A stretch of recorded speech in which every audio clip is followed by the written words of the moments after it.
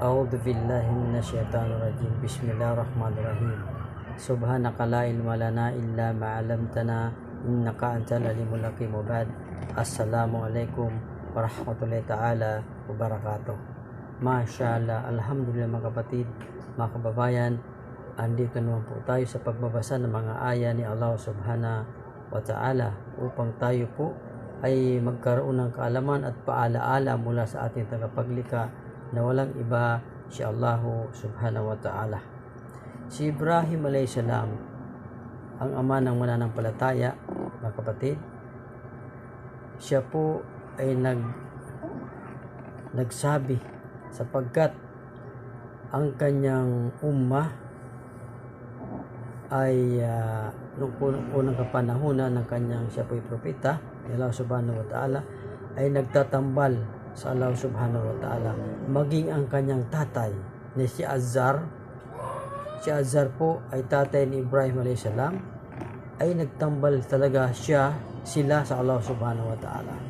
Kaya nang nakipag-usap o kaya nagkaroon sila ng pag-uusap ng kanyang ummah, si Ibrahim alayhis salam, ay nagkaroon sila ng pag-uusap. Sabi dito sa Quran, sabi ni Allah subhanahu wa ta'ala, sabi ni Ibrahim alayhis salam, wa kaifa akapu, sabi ni Ibrahim alayhis salam, paano ako matatakot, paano ko katatakutan ang mga bagay maasraktum na kayo ay nagtatambal sa Allah subhanahu wa ta'ala.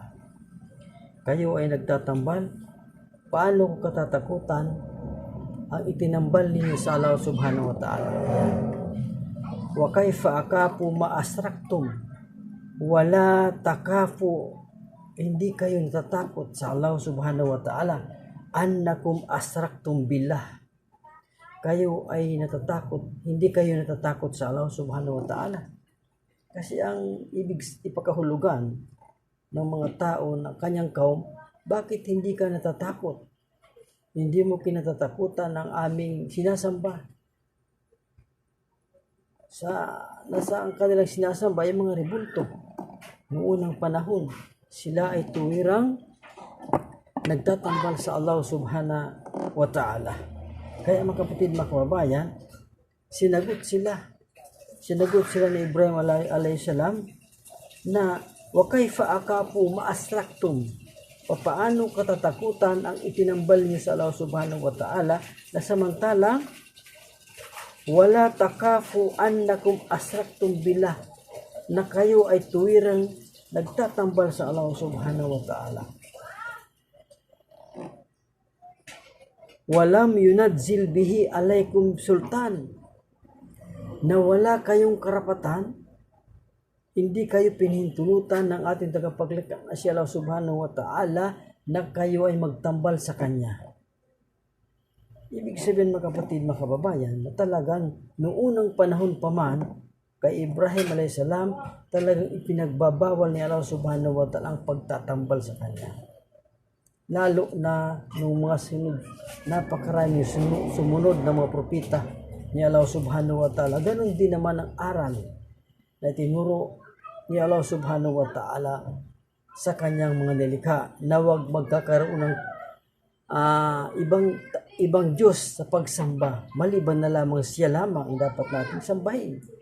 Kaya nga sa ayang ito mga kapatid, sa Allah subhanahu wa ta'ala, wala silang karapatan. Sabi ni Ibrahim alayhis salam, walam yunadzil bi alaykum sultan, hindi kayo pinahintulutan ni Allah subhanahu wa ta'ala na kayo ay magkaroon ng katambal sa pagsamba sa Allah subhanahu wa ta'ala. At sila pa'y tinanong, muli silang tinanong ni Ibrahim alayhis salam. Ang kanyang katanungan, fa ayyul farikaini ahaq, sino sa atin nagsasabi ng katotohanan? Ang mga taong nagtatambal sa Allah subhanahu wa ta'ala o sinasamba si Allah subhanahu wa ta'ala ng tuwiran? Allahu Akbar. Napakalino naman mga kapatid, mga kababayan, na ang tamang grupo yung sinasamba niya ng tuwiran si Allah subhanahu wa ta'ala na walang katambal. katulad ni Ibrahim alayhi salam na siya po ay hanifan. Ibig sabihin ng hanifan, siya po ay sinasamba lamang at paniniwalaan niya nag-isang tagapaglikha na si Allah subhanahu wa ta'ala. Kaya sabi ito ni Ibrahim alayhi salam, fa'ayyul farikaini ahakku bil amni in kuntum ta'lamun. Sino sa atin nagsasabi ng katotohanan? Ang grupo na kung saan nagtatambal sa Allah, kayo na nagtatambal sa Allah subhanahu wa ta'ala, o ang mga tao na kung saan grupo ng tao na sila ay sinasamba nila ng tuwiran si Allah subhanahu wa ta'ala. Sila ay nagpapatira pa ng pagsamba sa Allah subhanahu wa ta'ala. Yan mga kapatid, mga kababayan, na kung saan talagang ipinagbabawal ni Allah subhanahu wa ta'ala ang pagtambal sa Kanya.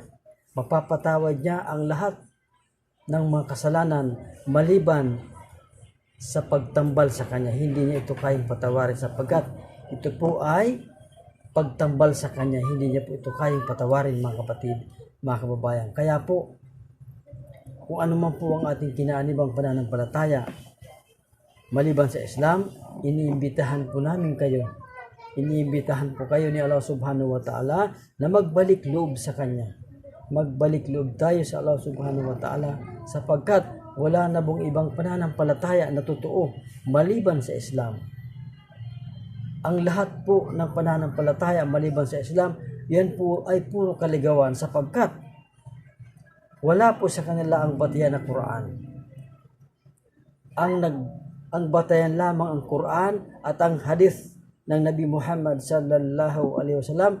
Sila po ang nagsasabi ng katotohanan at may tamang paniniwala at pagsamba sa ating tagapaglikha na si Allah subhanahu wa ta'ala. Inshallah mga kapatid, mga kababayan, ito po ay nakapagbigay sa atin ng paalaala mula sa ating tagapaglikha na si Allah subhanahu wa ta'ala. Akhir dawana subhana rabbi rabbil isyati amma yasifun wa salamun alal mursalin walhamdulillahi rabbil alamin. Assalamualaikum warahmatullahi ta'ala wabarakatuh.